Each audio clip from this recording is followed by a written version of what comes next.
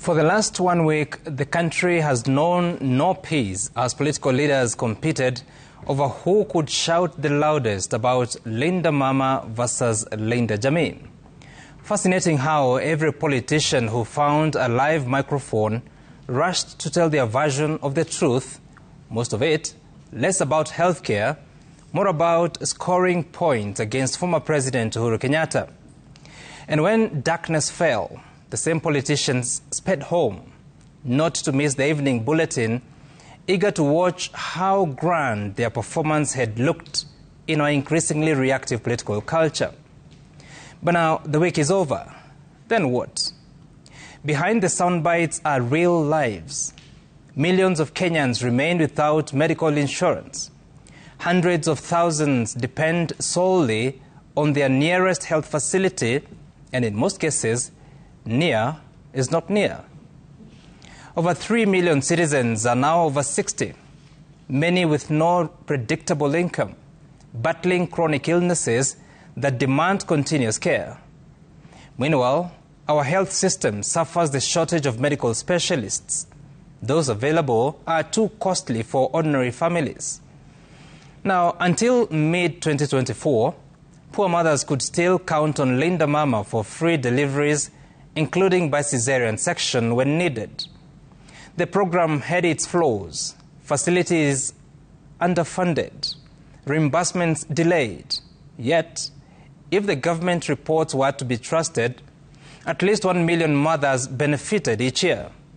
Maternal deaths reduced, infant mortality declined, outcomes improved.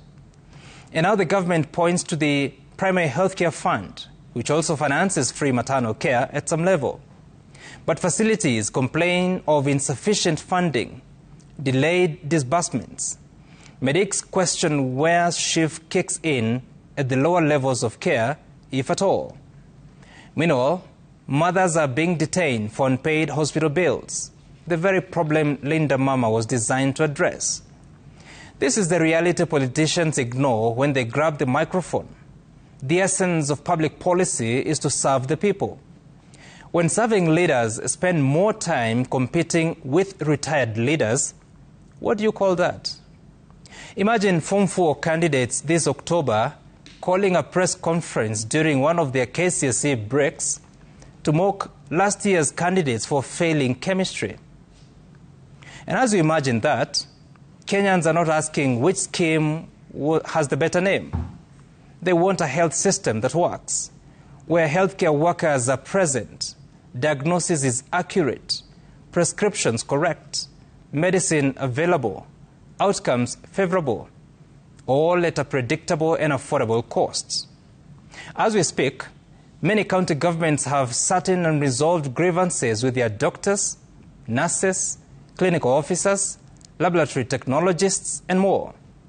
Patients queue in uncertainty as the politicians play. No Kenyan patient has asked what's better between Linda Mama and Linda Jamii. All they want is to get well. Perhaps it's time leaders took more breaks from the game of politics to fix the pressing challenges that threaten the lives of Kenyans more than they do to political careers. That's my sense tonight.